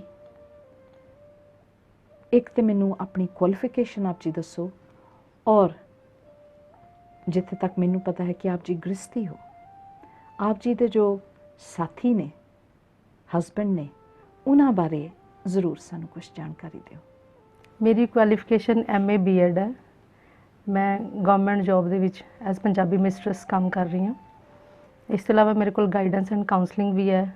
ਜਦੋਂ ਟਾਈਮ ਲੱਗਦਾ, ਸਮਾਂ ਲੱਗਦਾ, ਬੱਚਿਆਂ ਨੂੰ ਨੈਤਿਕ ਸਿੱਖਿਆ ਵੱਲ ਪ੍ਰੇਰਨਾ ਮੈਨੂੰ ਬਹੁਤ ਜ਼ਿਆਦਾ ਵਧੀਆ ਲੱਗਦਾ। ਉਹਦੇ ਨਾਲ ਮੈਨੂੰ ਵੀ ਬਹੁਤ ਕੁਝ ਸਿੱਖਣ ਨੂੰ ਮਿਲਦਾ। ਅਤੇ ਜਿੱਥੋਂ ਤੱਕ ਮੇਰੇ ਜੀਵਨ ਸਾਥੀ ਦੀ ਗੱਲ ਹੈ, ਉਹਨਾਂ ਦਾ ਨਾਮ ਡਾਕਟਰ ਮੁਕਤਿੰਦਰ ਸਿੰਘ ਹੈ। ਪੇਸ਼ੇ ਤੋਂ ਡਾਕਟਰ ਨੇ, ਪਰ ਮੇਰੀ ਜਿਵੇਂ ਕਹਿੰਦੇ ਨੇ ਕਿ ਹਰ ਇੱਕ ਸਫਲ ਇਨਸਾਨ ਦੇ ਪਿੱਛੇ ਇੱਕ ਔਰਤ ਦਾ ਹੱਥ ਹੈ। ਮੈਂ ਅੱਜ ਇਹ ਕਹਿਣਾ ਚਾਹਾਂਗੀ ਕਿ ਮੇਰੀ ਸਫਲਤਾ ਦੇ ਪਿੱਛੇ ਸਭ ਤੋਂ ਵੱਡਾ ਹੱਥ ਉਹਨਾਂ ਦਾ। ਜੇ ਅੱਜ ਇਸ ਰੂਪ ਵਿੱਚ ਮੈਂ ਹਾਂ ਤਾਂ ਉਹਨਾਂ ਦੀ ਬਦੌਲਤ ਆ। ਇੱਥੇ ਮੈਂ ਆਪ ਜੀ ਤੋਂ ਪੁੱਛਣਾ ਚਾਹਾਂਗੀ ਕਿ ਜ਼ਰੂਰੀ ਨਹੀਂ ਕਿ ਜੀਵਨ ਵਿੱਚ ਹਰ ਇੱਕ ਨੂੰ ਇੱਕ ਅੱਛਾ ਸਾਥੀ ਮਿਲੇ, ਔਰ ਜੇ ਇਹ ਗਲਤੀ ਹੋ ਜਾਵੇ ਜਾਂ ਤਾਂ ਅਸੀਂ ਆਪ ਹੀ ਕਰ ਲਈਏ ਜਾਂ ਇਹ ਕਹੀਏ ਕਿ ਸਾਨੂੰ ਪਤਾ ਹੀ ਨਹੀਂ ਸੀਗਾ ਕਿਸੇ ਵੀ ਤਰ੍ਹਾਂ ਨਾਲ, ਤੇ ਇੱਕ ਇਨਸਾਨ ਦਾ ਜੀਵਨ ਖੜੋ ਜਾਂਦਾ ਹੈ, ਕਿਉਂਕਿ ਉਹ ਆਪਣੇ ਖਿਆਲ ਕਿਸੇ ਨਾਲ ਸ਼ੇਅਰ ਨਹੀਂ ਕਰ ਸਕਦਾ, ਕਿਉਂਕਿ ਦੂਸਰਾ ਇਨਸਾਨ ਉਹਨੂੰ ਸਮਝਦਾ ਹੀ ਨਹੀਂ। ਗ੍ਰਸਤ ਜੀਵਨ ਐਸਾ ਹੈ ਕਿ ਜੇ ਦੋ ਇਨਸਾਨਾਂ ਦੀ ਸੋਚ ਇੱਕ ਹੋ ਕੇ ਉਹ ਤੁਰਨ ਤੇ ਫਿਰ ਦੋਨੋਂ ਹੀ ਸਫਲ ਹੋ ਜਾਂਦੇ ਨੇ। ਦੋਨਾਂ ਵਿੱਚੋਂ ਇੱਕ ਵੀ ਜੇ ਪਿੱਛੇ ਰਹਿ ਜਾਵੇ ਜਾਂ ਉਹ ਮੇਲ ਨਾ ਖਾਵੇ ਤੇ ਜੀਵਨ ਦੀ ਚਾਲ ਡਗਮਗਾਉਂਦੀ ਜੀ ਰਹਿੰਦੀ ਹੈ। ਹਾਂਜੀ, ਇਹ ਠੀਕ ਹੈ? ਤੁਸੀਂ ਇਸ ਗੱਲ ਨੂੰ ਮੰਨਦੇ ਹੋ? ਬਿਲਕੁਲ, ਪੂਰੀ ਤਰ੍ਹਾਂ ਨਾਲ। ਅੱਜ ਕੱਲ੍ਹ ਦੇ ਸਮੇਂ ਵਿੱਚ ਕੀ ਤੁਹਾਨੂੰ ਲੱਗਦਾ ਹੈ ਕਿ ਬਹੁਤਾਤ ਵਿੱਚ ਜੋ ਸਾਡੀਆਂ ਬੀਬੀਆਂ ਨੇ ਜਾਂ ਮੇਰੀਆਂ ਭੈਣਾਂ ਨੇ, ਉਹਨਾਂ ਨੂੰ ਜੀਵਨ ਸਾਥੀ ਉੱਦਾਂ ਦੇ ਮਿਲ ਜਾਂਦੇ? ਮੈਂ ਇਸ ਗੱਲ ਨਾਲ ਪੂਰੀ ਤਰ੍ਹਾਂ ਨਾਲ ਸਹਿਮਤ ਹਾਂ ਕਿ ਤੁਸੀਂ ਜੋ ਕੁਝ ਜ਼ਿੰਦਗੀ ਦੇ ਵਿੱਚ ਮੰਗਦੇ ਹੋ ਪਰਮਾਤਮਾ ਤੋਂ, ਪਰਮਾਤਮਾ ਉਹੀ ਕੁਝ ਦਿੰਦਾ ਹੈ। ਗੁਰਬਾਣੀ ਦੇ ਇਸ ਅਟਲ ਵਿਸ਼ਵਾਸ ਹੈ ਮੈਨੂੰ, ਗੁਰਬਾਣੀ ਦੀ ਇਸ ਤੁਕ ਤੇ ਕਹਿੰਦੇ, ਪਿਤਾ ਕਿਰਪਾਲ ਆਗਿਆ ਇਹ ਕੀਨੀ, ਬਾਰਕ ਮੁਖ ਮੰਗੈ ਸੋ ਦੇਣਾ। ਜੋ ਬੱਚਾ ਮੇਰਾ ਮੂੰਹ ਤੋਂ ਮੰਗਦਾ ਹੈ ਇਹਨੂੰ ਦਿੱਤਾ ਜਾਵੇ। ਸੋ ਮੇਰੀ ਜ਼ਿੰਦਗੀ ਦਾ ਇਹ ਨਿੱਜੀ ਤਜਰਬਾ ਹੈ ਕਿ ਜੋ ਕੁਝ ਮੈਂ ਜ਼ਿੰਦਗੀ ਦੇ ਵਿੱਚ ਮੰਗਿਆ ਮੈਨੂੰ ਉਹੀ ਕੁਝ ਮਿਲਿਆ। ਜਦੋਂ ਵਿਆਹ ਦੀ ਉਮਰ ਹੋਈ ਤਾਂ ਉਸ ਵੇਲੇ ਜਦੋਂ ਮੇਰੇ ਘਰ ਦੇ ਵਾਰ ਲੱਭ ਰਹੇ ਸੀ, ਕਿਉਂਕਿ ਸਾਡੇ ਘਰ ਦੇ ਵਿੱਚ ਕੋਈ ਵੀ ਅੰਮ੍ਰਿਤਧਾਰੀ ਨਹੀਂ ਸੀ, ਤਾਂ ਉਸ ਵੇਲੇ ਅੰਮ੍ਰਿਤਧਾਰੀਆਂ ਦੇ ਖਿਲਾਫ ਸੀਗੇ ਸਾਰੇ। ਪਰ ਮੇਰੇ ਮਨ ਦੇ ਵਿੱਚ ਇਹ ਸ਼ਰਧਾ ਸੀਗੀ, ਮੈਂ ਪਰਮਾਤਮਾ ਕੋਲ ਅਰਦਾਸ ਕੀਤੀ ਕਿ ਹੇ ਪਰਮਾਤਮਾ, ਮੈਨੂੰ ਇੱਕ ਇਹੋ ਜਿਹਾ ਜੀਵਨ ਸਾਥੀ ਮਿਲਾਣਾ ਜਿਹੜਾ ਜਦੋਂ ਮੈਂ ਕਵਾਂ, ਜਿਸ ਵੇਲੇ ਕਵਾਂ, ਮੈਨੂੰ ਉਦੋਂ ਹੀ ਗੁਰਦੁਆਰੇ ਲੈ ਕੇ ਜਾ ਸਕੇ। ਕਿਉਂਕਿ ਸਾਡੇ ਘਰ ਦੇ ਵਿੱਚ ਥੋੜ੍ਹੀ ਜਿਹੀ ਪਾਬੰਦੀ ਸੀ, ਅਸੀਂ ਰਾਤ ਦੇ ਟਾਈਮ ਗੁਰਦੁਆਰੇ ਨਹੀਂ ਸੀ ਜਾ ਸਕਦੇ ਹੁੰਦੇ। ਤਾਂ ਪਰਮਾਤਮਾ ਨੇ ਮੈਨੂੰ ਮੇਰੀ ਉਸ ਇੱਛਾ ਨੂੰ ਪੂਰਾ ਕੀਤਾ। ਜਿੰਨਾ ਮੈਂ ਮੰਗਿਆ ਸੀ ਮੈਨੂੰ ਉਸ ਤੋਂ ਵੱਧ ਕੇ ਹੀ ਮਿਲਿਆ। ਜੋ ਅੱਜ ਮੈਂ ਤੁਹਾਡੇ ਜਿਸ ਰੂਪ 'ਚ ਸਾਹਮਣੇ ਬੈਠੀ ਹਾਂ, ਇਹ ਸਭ ਉਹਨਾਂ ਦੀ ਬਦੌਲਤ ਹੀ ਹੈ। ਕਿੰਨਾ ਚਿਰ ਹੋ ਗਿਆ ਆਪ ਜੀ ਨੂੰ ਕੇਸਕੀ ਸਜਾਉਂਦਿਆਂ? ਮੈਨੂੰ 5 ਸਾਲ ਹੋ ਗਏ ਕੇਸਕੀ ਸਜਾਉਂਦਿਆਂ ਨੂੰ। ਤੇ ਮੈਨੂੰ ਬਿਲਕੁਲ ਵੀ ਬੁਰਾ ਨਹੀਂ ਲੱਗ ਰਿਹਾ, ਬਹੁਤ ਅੱਛਾ ਲੱਗ ਰਿਹਾ। ਬਲਕਿ ਮੇਰਾ ਰੂਪ ਪਹਿਲੇ ਨਾਲੋਂ ਵੀ ਜ਼ਿਆਦਾ ਨਿਖਰ ਕੇ ਸਾਹਮਣੇ ਆਇਆ। ਜਦੋਂ ਮੈਂ ਆਪਣੇ ਆਪ ਨੂੰ ਸ਼ੀਸ਼ੇ ਦੇ ਵਿੱਚ ਦੇਖਦੀ ਹਾਂ ਤਾਂ ਮੈਨੂੰ ਲੱਗਦਾ ਵੀ ਮੈਂ ਗੁਰੂ ਗੋਬਿੰਦ ਸਿੰਘ ਜੀ ਦੀ ਪੁੱਤਰੀ ਅਸਲ 'ਚ ਬਣੀ ਹੋਣਾ ਜੀ। ਕਿਉਂਕਿ 5 ਕਕਾਰਾਂ ਦੇ ਵਿੱਚੋਂ ਇਹ ਸਭ ਤੋਂ ਜ਼ਰੂਰੀ ਕਕਾਰ ਹੈ। ਆਮ ਤੌਰ 'ਤੇ ਪਹਿਲਾਂ ਕਹਿੰਦੇ ਸੀ ਵੀ ਕੇਸ ਗੁਰੂ ਦਾ ਕਕਾਰ ਹੈ, ਪਰ ਫਿਰ ਮੈਨੂੰ ਕਿਸੇ ਗੁਰਸਿੱਖ ਨੇ ਆ ਕੇ ਸਮਝਾਇਆ, ਕਹਿੰਦੇ ਕੇਸ ਤਾਂ ਕੁਦਰਤੀ ਦਾਤ ਹੈ, ਪਰ ਜਿਹੜਾ ਵੀ ਕਕਾਰ ਹੈ ਉਹ ਅਸੀਂ ਉੱਪਰੋਂ ਧਾਰਨ ਕਰਦੇ ਹਾਂ। ਸੋ ਇਸੇ ਤਰ੍ਹਾਂ ਕੇਸਾਂ ਦੀ ਸੰਭਾਲ ਦੇ ਵਾਸਤੇ ਕੇਸਕੀ ਜ਼ਰੂਰੀ ਹੈ। ਸੋ ਉਹਨਾਂ ਨੇ ਮੈਨੂੰ ਬਹੁਤ ਪ੍ਰੇਰਿਆ, ਉਹਨਾਂ ਦਾ ਵੀ ਮੈਂ ਬਹੁਤ ਸ਼ੁਕਰਗੁਜ਼ਾਰ ਹਾਂ ਕਿ ਉਹਨਾਂ ਨੇ ਮੈਨੂੰ ਇਸ ਪਾਸੇ ਲਾਇਆ। ਜਦੋਂ ਤੋਂ ਮੈਂ ਇਹ ਕੇਸਕੀ ਸਜਾਈ ਹੈ ਉਸ ਤੋਂ ਮੈਂ ਆਪਣੇ ਆਪ ਦੇ ਵਿੱਚ ਬਹੁਤ ਜ਼ਿਆਦਾ ਚੇਂਜਿਸ ਫੀਲ ਕੀਤੀਆਂ। ਪਹਿਲਾਂ ਜਿਸ ਤਰ੍ਹਾਂ ਮੇਰਾ ਮਨ ਬਹੁਤ ਜ਼ਿਆਦਾ ਮੇਰੇ 'ਤੇ ਹਾਵੀ ਹੁੰਦਾ ਸੀਗਾ, ਮੈਂ ਮਨ ਦੀ ਗੱਲ ਛੇਤੀ ਮੰਨ ਲੈਂਦੀ ਸੀਗੀ, ਪਰ ਹੁਣ ਗੁਰੂ ਪਾਤਸ਼ਾਹ ਦਾ ਇਸ ਤਰ੍ਹਾਂ ਲੱਗਦਾ ਵੀ ਜਿਸ ਤਰ੍ਹਾਂ ਸਿਰ ਦੇ ਉੱਤੇ ਹੱਥ ਰੱਖਿਆ ਹੋਇਆ, ਉਹ ਆਪ ਹੀ ਮੈਨੂੰ ਇਸ ਪਾਸੇ ਵੱਲੋਂ ਮੋੜਦੇ ਨੇ। ਮੇਰੀ ਤਾਂ ਕੋਈ ਸਮਰੱਥਾ ਨਹੀਂ। ਮੇਰੇ ਮਨ ਨੂੰ ਉਹਨਾਂ ਨੇ ਇਸ ਤਰ੍ਹਾਂ ਲੱਗਦਾ ਵੀ ਗੁਰਥਾਪੀ ਦਿੱਤੀ ਕੰਧ ਜੀਓ। ਵਾਹ ਭੈਣ ਜੀ, ਅਗਲਾ ਸਵਾਲ ਜੋ ਮੈਂ ਤੁਹਾਡੇ ਤੋਂ ਪੁੱਛਣਾ ਚਾਹਾਂਗੀ, ਸਤਿਗੁਰੂ ਨੇ ਬੜੀ ਬਖਸ਼ਿਸ਼ ਕਿਰਪਾ ਕੀਤੀ ਹੈ ਤੁਹਾਡੇ 'ਤੇ। ਜੋ ਤੁਸੀਂ ਚਾਹਿਆ ਉਹ ਤੁਹਾਨੂੰ ਮਿਲ ਗਿਆ। ਜੋ ਤੁਸੀਂ ਖੁਆਹਿਸ਼ ਰੱਖੀ ਸਤਿਗੁਰੂ ਅੱਗੇ, ਜੋ ਤੁਸੀਂ ਅਰਦਾਸ ਕੀਤੀ, ਉਹ ਤੁਹਾਨੂੰ ਮਿਲ ਗਈ। ਆਪਣੇ ਜੀਵਨ ਵਿੱਚ ਕੋਈ ਐਸੇ ਪਲ ਇਨਸਾਨ ਦੇ ਜ਼ਰੂਰ ਹੁੰਦੇ ਨੇ ਜਿਸ ਨੂੰ ਸਦਾ ਯਾਦ ਰੱਖਦਾ ਹੈ, ਮੈਮਰੀਜ਼, ਕਿ ਇਹ ਮੈਂ ਕਦੀ ਨਾ ਭੁੱਲੂੰਗੀ, ਇਹ ਮੈਨੂੰ ਕਦੀ ਨਹੀਂ ਭੁੱਲਣਗੇ। ਉਹ ਖੁਸ਼ੀ ਦੇ ਵੀ ਹੋ ਸਕਦੇ, ਉਹ ਗਮਗੀਨ ਕਰਨ ਵਾਲੇ ਵੀ ਹੋ ਸਕਦੇ। ਤੁਹਾਡੇ ਜੀਵਨ ਵਿੱਚ ਕੋਈ ਐਸੇ ਪਲ, ਕੋਈ ਐਸੀਆਂ ਘੜੀਆਂ, ਕੋਈ ਐਸਾ ਦਿਨ ਜਿਹਨੂੰ ਤੁਸੀਂ ਸਦਾ ਸਦਾ ਯਾਦ ਰੱਖੋਗੇ? ਮੇਰੀ ਜ਼ਿੰਦਗੀ ਦੇ ਸਭ ਤੋਂ ਯਾਦਗਾਰ ਪਲ ਦੁੱਖ ਦੇ ਹੀ ਕਵਾਂਗੀ ਮੈਂ ਤਾਂ, ਦੁਨਿਆਵੀ ਤੌਰ ਤੇ, ਕਿ ਗੁਰੂ ਸਾਹਿਬ ਨੇ ਜਦੋਂ ਪਹਿਲਾਂ ਮੇਰੇ ਮਦਰ ਦੀ ਡੈਥ ਹੋਈ ਤਾਂ 50% ਮੈਨੂੰ ਉਦੋਂ ਦੁਨੀਆ ਨਾਲੋਂ ਤੋੜ ਲਿਆ, ਜਦੋਂ ਮੈਂ ਦੇਖਿਆ ਵੀ ਉਹਨਾਂ ਦੀਆਂ ਚੀਜ਼ਾਂ ਇੱਥੇ ਹੀ ਰਹਿ ਗਈਆਂ, ਉਹ ਕਿਤੇ ਦੇ ਕਿਤੇ ਚਲੇ ਗਏ। ਤਾਂ ਉਸ ਵੇਲੇ ਫਿਰ ਮੈਨੂੰ ਵੀ ਇਹ ਅਹਿਸਾਸ ਹੋਇਆ ਵੀ ਮੈਂ ਵੀ ਇਸੇ ਤਰ੍ਹਾਂ ਹੀ ਚੀਜ਼ਾਂ ਇੱਥੇ ਹੀ ਰਹਿ ਜਾਣੀਆਂ, ਕਿਤੇ ਤਾਂ ਕਿਤੇ ਜਾਣਾ, ਤਾਂ ਅਗਲੇ ਸਫ਼ਰ ਦੀ ਤਿਆਰੀ ਕਰਨੀ ਚਾਹੀਦੀ ਹੈ ਜੀ।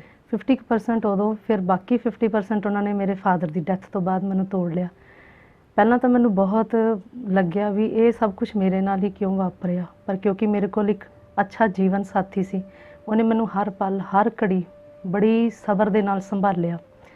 ਉਸ ਤੋਂ ਬਾਅਦ ਫਿਰ ਮੈਨੂੰ ਬਾਅਦ 'ਚੋਂ ਅਹਿਸਾਸ ਹੋਇਆ ਵੀ ਗੁਰੂ ਸਾਹਿਬ ਨੇ ਮੇਰੇ ਹੱਥ ਖਾਲੀ ਕਰਨੇ ਸੀ ਮੈਨੂੰ ਕੁਝ ਹੋਰ ਦੇਣ ਵਾਸਤੇ। ਉਹਨਾਂ ਦੇ ਜਾਣ ਤੋਂ ਬਾਅਦ ਮੈਨੂੰ ਬਹੁਤ ਹੀ ਪਿਆਰੇ ਗੁਰਮੁਖ ਵੀਰ ਮਿਲੇ, ਜਿਨ੍ਹਾਂ ਨੇ ਮੈਨੂੰ ਸੰਭਾਲਿਆ, ਮੈਨੂੰ ਅੱਗੇ ਤੋਰਿਆ, ਇਸ ਰਾਹ ਦੇ ਪਾਂਦੀ ਬਣਾਇਆ ਵੀ ਹੁਣ ਤੁਹਾਡੀਆਂ ਦੁਨਿਆਵੀ ਜ਼ਿੰਮੇਵਾਰੀਆਂ ਜੇ ਖਤਮ ਹੋ ਗਈਆਂ ਨੇ, ਗੁਰੂ ਪਾਤਸ਼ਾਹ ਨੇ ਆਪ ਹੀ ਮੁਕਤ ਕੀਤਾ ਤੁਹਾਨੂੰ, ਤਾਂ ਤੁਹਾਨੂੰ ਇਸ ਪਾਸੇ ਵੱਲ ਨੂੰ ਚੱਲਣਾ ਚਾਹੀਦਾ। ਉਹਨਾਂ ਨੇ ਹਰ ਪਲ ਮੇਰੀ ਅਗਵਾਈ ਕੀਤੀ, ਉਹਨਾਂ ਨੇ ਮੈਨੂੰ ਸਬਰ ਨਾਲ ਸੰਭਾਲ ਕੇ ਹਰ ਵੇਲੇ ਮੈਂ ਆਪਣੇ ਦੁੱਖ ਸੁੱਖ ਉਹਨਾਂ ਨਾਲ ਹੀ ਸਾਂਝੇ ਕਰਦੀ ਸੀ। ਜਿਵੇਂ ਕਿ ਮੈਂ ਤੁਹਾਨੂੰ ਪਹਿਲਾਂ ਹੀ ਦੱਸਿਆ ਵੀ ਮੈਂ ਸੋਚਦੀ ਹੁੰਦੀ ਸੀ ਵੀ ਕੋਈ ਅੱਜ ਦੇ ਜ਼ਮਾਨੇ ਦੇ ਵਿੱਚ ਵੀ ਭਾਈ ਵੀਰ ਸਿੰਘ ਮਿਲ ਸਕਦੇ ਆ ਮੈਨੂੰ, ਜਿਹੜੇ ਮੇਰੇ ਸਵਾਲਾਂ ਦੇ ਜਵਾਬ ਦੇ ਸਕਣ। ਤਾਂ ਉਹ ਮੇਰੇ ਭਾਈ ਵੀਰ ਸਿੰਘ ਵਰਗੇ ਮੈਨੂੰ ਗੁਰਮੁਖ ਪਿਆਰੇ ਮਿਲੇ। ਮੈਂ ਇਹ ਗੱਲ ਜ਼ਰੂਰ ਕਹਿਣਾ ਚਾਹਾਂਗੀ ਕਿ ਸੰਗਤ ਦੀ ਬੰਦੇ ਦੀ ਜ਼ਿੰਦਗੀ ਦੇ ਵਿੱਚ ਬਹੁਤ ਬਹੁਤ ਬਹੁਤ ਮਹਾਨਤਾ ਹੈ। ਜਿਸ ਤਰ੍ਹਾਂ ਦੀ ਤੁਹਾਨੂੰ ਸੰਗਤ ਮਿਲ ਜਾਂਦੀ ਹੈ, ਉਸ ਤਰ੍ਹਾਂ ਦਾ ਤੁਹਾਡਾ ਜੀਵਨ ਚੱਲਣ ਲੱਗ ਜਾਂਦਾ।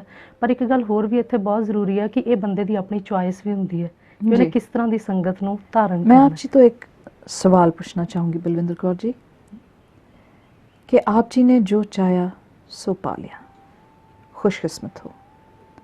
पर कई ऐसे भी जोड़े ने, ऐसे कपल्स ने, ऐसे पेयर्स ने जिन्हां दा आपसी तालमेल बनता ही नहीं। उन्हां दी सोच, उन्हां दे ख्याल एक दूसरे नाल कदी मेल ही नहीं खाते। और अज असी डिवोर्स देखिए या घरां दे ਜਿਹੜੇ ਲੜਾਈ ਝਗੜੇ ਨੇ ਜਾਂ ਆਪਸੀ ਖਿੱਚਤਾਣ ਹੈ, ਉਹ ਬਹੁਤ ਜ਼ਿਆਦਾ ਦੇਖਣ ਨੂੰ ਮਿਲਦੀ ਹੈ। ਜਾਂ ਫਿਰ ਮੈਂ ਬਹੁਤ ਵਾਰ ਦੇਖਿਆ ਹੈ ਕਿ ਜੇ ਦੋਨਾਂ ਵਿੱਚੋਂ ਇੱਕ ਪੂਰਨਤਾ ਗੁਰਸਿੱਖ ਹੈ, ਬਾਣੀ ਬਾਣੇ ਦਾ ਧਾਰਨੀ ਹੈ, ਤੇ ਦੂਸਰਾ ਬਿਲਕੁਲ ਹੀ ਉਹਦਾ ਆਪੋਜ਼ਿਟ ਹੁੰਦਾ ਹੈ, ਉਹ ਸੋਚ ਕੇ ਅਸੀਂ ਇਹ ਸੋਚਦੇ ਹਾਂ ਕਿ ਇਹ ਜੀਵਨ ਕਿੱਦਾਂ ਲੰਘਾਉਂਦੇ ਹੋਣਗੇ ਜਾਂ ਇਹਨਾਂ ਦੇ ਜੀਵਨ ਦੀ ਗਾੜੀ ਕਿੱਦਾਂ ਚੱਲਦੀ ਹੋਵੇਗੀ। ਇਹਦੇ ਪਿੱਛੇ ਤੁਸੀਂ ਕੀ ਸੋਚਦੇ ਹੋ ਕਿ ਰੀਜ਼ਨ ਕੀ ਹੈ? ਇਹ ਆਪਸੀ ਜੋ ਤਾਲਮੇਲ ਹੈ ਜਾਂ ਸੋਚ ਮੇਲ ਨਹੀਂ ਖਾਂਦੀ, ਇਹਦਾ ਰੀਜ਼ਨ ਕੀ ਹੈ? ਮੇਰੀ ਸਮਝ ਤਾਂ ਇਹੀ ਗੱਲ ਆਉਂਦੀ ਹੈ ਵੀ ਸਾਡੀ ਜਿਹੜੀ ਸੋਚ ਹੈ ਉਹ ਮਟੀਰੀਅਲਿਸਟਿਕ ਹੋ ਚੁੱਕੀ ਹੈ। ਸਾਡੀਆਂ ਚੁਆਇਸਿਸ ਜਿਹੜੀਆਂ ਉਹ ਜ਼ਿਆਦਾਤਰ ਇਹ ਹੈ ਵੀ ਜੋ ਚੀਜ਼ ਸਾਨੂੰ ਦਿਖਦੀ ਹੈ ਉਹਦੇ ਪਿੱਛੇ ਅਸੀਂ ਭੱਜ ਪੈਂਦੇ ਹਾਂ। ਦੂਸਰੀ ਗੱਲ, ਇਹਦੇ 'ਚ ਪਰਮਾਤਮਾ ਦਾ ਹੁਕਮ ਵੀ ਕੰਮ ਕਰਦਾ ਹੈ। ਕਹਿੰਦੇ ਨੇ ਵੀ ਕਰਤਾਰ ਨੇ ਦੁਨੀਆ ਚਲਾਉਣੀ ਹੈ ਤਾਂ ਉਹਨੇ ਚੰਗੇ ਮੰਦੇ, ਮੰਦੇ ਚੰਗੇ ਰਲਾ ਕੇ ਹੀ ਚਲਾਉਣੇ ਨੇ। ਸੋ ਇਸ ਕਰਕੇ ਉਹਨੇ ਇੱਕ ਖੇਡ ਬਣਾਈ ਹੈ, ਉਸ ਖੇਡ ਦੇ ਵਿੱਚ ਉਹਨੇ ਸਾਨੂੰ ਛੱਡ ਦਿੱਤਾ ਖੇਡਣ ਵਾਸਤੇ, ਅਤੇ ਨਾਲ ਉਹਨੇ ਸਾਨੂੰ ਬੁੱਧੀ ਪਾ ਕੇ ਦੇ ਦਿੱਤੀ ਹੈ ਵੀ ਜੀ ਤੇਰੀਆਂ ਜਿਸ ਤਰ੍ਹਾਂ ਦੀਆਂ ਚੋਇਸਿਸ ਹੈ ਉਸ ਤਰ੍ਹਾਂ ਦਾ ਤੈਨੂੰ ਅੱਗੋਂ ਜਿਹੜਾ ਮਿਲੀ ਜਾਏਗਾ। ਜਿਸ ਤਰ੍ਹਾਂ ਅਸੀਂ ਬੱਚਿਆਂ ਦੀ ਪ੍ਰੀਖਿਆ ਲੈਂਦੇ ਹਾਂ ਤਾਂ ਜਿਹੜੇ ਬੱਚੇ ਬਹੁਤ ਵਧੀਆ ਨੰਬਰ ਲੈ ਕੇ ਪਾਸ ਹੁੰਦੇ ਨੇ ਉਹਨਾਂ ਨੂੰ ਅਸੀਂ ਅਗਲੀ ਕਲਾਸ 'ਚ ਕਰ ਦਿੰਦੇ ਹਾਂ, ਜਿਹੜੇ ਨਹੀਂ ਵਧੀਆ ਨੰਬਰ ਲੈਂਦੇ ਉਹਨਾਂ ਨੂੰ ਦੁਬਾਰਾ ਤੋਂ ਰਿਪੀਟ ਕਰਵਾਇਆ ਜਾਂਦਾ। ਸੋ ਇਹ ਇੱਕ ਪਰਮਾਤਮਾ ਦੇ ਭਾਣੇ ਦੀ ਖੇਡ ਹੈ। ਪਰਮਾਤਮਾ ਆਪਣੇ ਭਾਣੇ ਦੇ ਵਿੱਚ ਸਾਰਿਆਂ ਨੂੰ ਚਲਾਉਂਦਾ। ਪਰ ਮੈਂ ਇੱਥੇ ਖਿਮਾ ਚਾਹਾਂਗੀ, ਮੈਂ ਆਪ ਜੀ ਨੂੰ ਵਿੱਚ ਰੋਕ ਕੇ ਸਵਾਲ ਕਰਨਾ ਚਾਹੂੰਗੀ ਕਿ ਕੁਝ ਇੱਕ ਐਸੀਆਂ ਚੀਜ਼ਾਂ ਹੁੰਦੀਆਂ ਜਿਹੜੀਆਂ ਰਿਪੀਟ ਨਹੀਂ ਕੀਤੀਆਂ ਜਾ ਸਕਦੀਆਂ। ਇੱਕ ਵਾਰ ਜਿਸ ਦੇ ਲੜ ਤੁਸੀਂ ਲੱਗੇ ਹੋ ਗੁਰੂ ਦੀ ਹਜ਼ੂਰੀ 'ਚ, ਤੁਸੀਂ ਜਿਨ੍ਹਾਂ ਨਾਲ ਤੁਹਾਡੇ ਆਨੰਦ ਵਿਵਾਹ, ਆਨੰਦ ਕਾਰਜ ਹੋਏ ਨੇ, ਤੁਸੀਂ ਉਸ ਚੀਜ਼ ਨੂੰ ਬਦਲ ਨਹੀਂ ਸਕਦੇ, ਤੁਹਾਨੂੰ ਇਹ ਪਤਾ ਹੈ। ਤੇ ਕੀ ਤੁਹਾਨੂੰ ਇਹ ਲੱਗਦਾ ਹੈ ਕਿ ਜੇ ਤੁਹਾਡਾ ਸਾਥੀ, ਉਸ ਦੀ ਸੋਚ ਠੀਕ ਨਹੀਂ, ਜਾਂ ਤੁਹਾਨੂੰ ਇਹ ਲੱਗਦਾ ਹੈ ਕਿ ਇਸ ਨਾਲ ਮੇਰਾ ਤੁਰਨਾ ਇਹ ਬਹੁਤਾ ਸਫਲ ਨਹੀਂ ਹੋਏਗਾ, ਜਾਂ ਜੋ ਤੁਹਾਡਾ ਏਮ ਜਾਂ ਡੈਸਟੀਨੇਸ਼ਨ ਹੈ ਉਹ ਸੌਖਾ ਨਹੀਂ ਹੋਏਗਾ, ਕਿ ਕੀ ਤੁਹਾਨੂੰ ਇਹ ਲੱਗਦਾ ਹੈ ਕਿ ਅਸੀਂ ਦੂਸਰੇ ਇਨਸਾਨ ਦੀ ਸੋਚ ਨੂੰ ਬਦਲ ਸਕਦੇ ਹਾਂ? ਹਾਂਜੀ, ਮੈਂ ਇੱਕ ਪੁਸਤਕ ਪੜ੍ਹੀ ਸੀ, ਉਹਦੇ 'ਚ ਮੈਨੂੰ ਇੱਕ ਗੱਲ ਬਹੁਤ ਅੱਛੀ ਲੱਗੀ ਸੀ। ਕਹਿੰਦੇ ਜਿਹੜਾ ਪਰਮਾਤਮਾ ਦੀ ਬਾਣੀ ਦੇ ਵਿੱਚ ਵਿਸ਼ਵਾਸ ਰੱਖਦਾ ਤਾਂ ਬਾਣੀ ਦੇ ਵਿੱਚ ਇੰਨੀ ਜ਼ਿਆਦਾ ਤਾਕਤ ਹੈ ਵੀ ਉਹ ਤੁਹਾਡੇ ਵਿਚਾਰ ਤਾਂ ਬਦਲਣਗੇ ਹੀ ਬਦਲਣਗੇ, ਨਾਲ ਉਹ ਦੂਸਰੇ ਦੇ ਵਿਚਾਰਾਂ ਨੂੰ ਬਦਲਣ ਦੀ ਸਮਰੱਥਾ ਵੀ ਰੱਖਦੀ ਹੈ। ਸੋ ਮੇਰਾ ਇਹਦੇ 'ਚ ਦ੍ਰਿੜ ਵਿਸ਼ਵਾਸ ਹੈ ਵੀ ਜਿਹੜਾ ਬਾਣੀ ਦਾ ਪੱਲਾ ਨਹੀਂ ਛੱਡਦਾ ਔਰ ਪਰਮਾਤਮਾ ਦੇ ਹੁਕਮ ਦੇ ਵਿੱਚ ਰਹਿੰਦਾ ਤਾਂ ਇੱਕ ਟਾਈਮ ਆਉਂਦਾ ਜਦੋਂ ਪਰਮਾਤਮਾ ਜਿਹੜਾ ਉਹਦੇ ਲਈ ਸਾਰੇ ਹੀਲੇ ਵਸੀਲੇ ਬਣਾ ਦਿੰਦਾ। ਉਹਦੇ 'ਚ ਮੈਨੂੰ ਇੱਕ ਕਹਾਣੀ ਬੜੀ ਵਧੀਆ ਕਹਾਣੀ ਇਨ ਦਾ ਸੈਂਸ ਕਹਿ ਸਕਦਾ ਵੀ ਇੱਕ ਸਾਖੀ ਸੀਗੀ। ਉਹਦੇ 'ਚ ਉਹਨਾਂ ਨੇ ਦੱਸਿਆ ਸੀ ਵੀ ਇੱਕ ਲੜਕੀ ਸੀ, ਉਹਦਾ ਗੁਰੂ ਗੋਬਿੰਦ ਸਿੰਘ ਪਾਤਸ਼ਾਹ ਦੇ ਨਾਲ ਬਹੁਤ ਪਿਆਰ ਸੀਗਾ, ਬਚਪਨ ਤੋਂ ਹੀ ਜਾਂਦੀ ਹੁੰਦੀ ਸੀ ਉਹਨਾਂ ਨੂੰ ਮਿਲਣ ਵਾਸਤੇ। ਤਾਂ ਉਹਦਾ ਜਿਹੜਾ ਵਿਆਹ ਹੋਇਆ ਉਹ ਸਰਵਰੀਆਂ ਦੇ ਘਰ ਹੋ ਗਿਆ, ਜਿੱਥੇ ਗੁਰੂ ਪਾਤਸ਼ਾਹ ਦਾ ਨਾਮ ਵੀ ਨਹੀਂ ਲਿਆ ਜਾਂਦਾ ਸੀ। ਜਦੋਂ ਗੁਟਕਾ ਚੁੱਕਣ ਲੱਗਦੀ ਸੀ ਤਾਂ ਉਹਦੇ ਘਰ ਦੇ ਉਹਨੂੰ ਬਹੁਤ ਡਾਂਟਦੇ ਸੀ, ਹਰ ਵੇਲੇ ਝਾੜੂ ਪੋਚਾ ਇਹਨਾਂ ਕੰਮਾਂ 'ਚ ਹੀ ਪਾਈ ਰੱਖਦੇ। ਕਿੰਨਾ ਚਿਰ ਉਹ ਗੁਰੂ ਪਾਤਸ਼ਾਹ ਦੇ ਦਰਸ਼ਨ ਨਹੀਂ ਕਰ ਸਕੀ ਤਾਂ ਇੱਕ ਦਿਨ ਉਹਦਾ ਮਨ ਜਿਹੜਾ ਵਿਚਲਿਤ ਹੋ ਗਿਆ ਵੀ ਇਹੋ ਜਿਹੀ ਜ਼ਿੰਦਗੀ ਨਾਲੋਂ ਤਾਂ ਮਰ ਜਾਣਾ ਚੰਗਾ, ਕਿਉਂਕਿ ਗੁਰੂ ਪਾਤਸ਼ਾਹ ਨੇ, ਕਿਉਂਕਿ ਮੇਰੇ ਘਰਦਿਆਂ ਨੇ ਵੀ ਇਹੀ ਗੱਲ ਕਹੀ ਹੈ ਵੀ ਜਿੱਥੇ ਤੇਰੀ ਡੋਲੀ ਗਈ ਉੱਥੋਂ ਤੇਰੀ ਅਰਥੀ ਆਣੀ ਚਾਹੀਦੀ ਹੈ। ਇਹ ਸਾਡੇ ਗੁਰਮਤਿ ਦਾ ਸਿਧਾਂਤ ਹੈ। ਉਹਨਾਂ ਨੇ ਵਿਆਹ ਹੀ ਆਨੰਦ ਰੱਖਿਆ ਜਿਹਦਾ ਕੋਈ ਓਪੋਜ਼ਿਟ ਨਹੀਂ ਹੈ, ਜਿੱਥੇ ਕੋਈ ਡਿਵੋਰਸ ਨਾਮ ਦੀ ਚਾਂਸ ਹੀ ਨਹੀਂ ਹੈਗਾ। ਤਾਂ ਫਿਰ ਉਹਨੇ ਸੋਚਿਆ ਵੀ ਇਹੋ ਜਿਹੀ ਜ਼ਿੰਦਗੀ ਨਾਲੋਂ ਮੈਂ ਆਪਣੇ ਆਪ ਨੂੰ ਤਾਂ ਖਤਮ ਕਰ ਹੀ ਸਕਦੀ ਹਾਂ ਨਾ। ਉਹ ਜਦੋਂ ਗਈ ਤਾਂ ਉਹ ਜਦੋਂ ਆਤਮ ਹੱਤਿਆ ਵੀ ਨਹੀਂ ਕਰ ਸਕਦੀ ਤਾਂ ਗੁਰੂ ਪਾਤਸ਼ਾਹ ਨੂੰ ਉਹਨੇ ਬੇਨਤੀ ਕੀਤੀ ਵੀ ਮੈਂ ਕੀ ਕਰਾਂ, ਤੁਸੀਂ ਆਪ ਹੀ ਮੈਨੂੰ ਸੰਭਾਲੋ।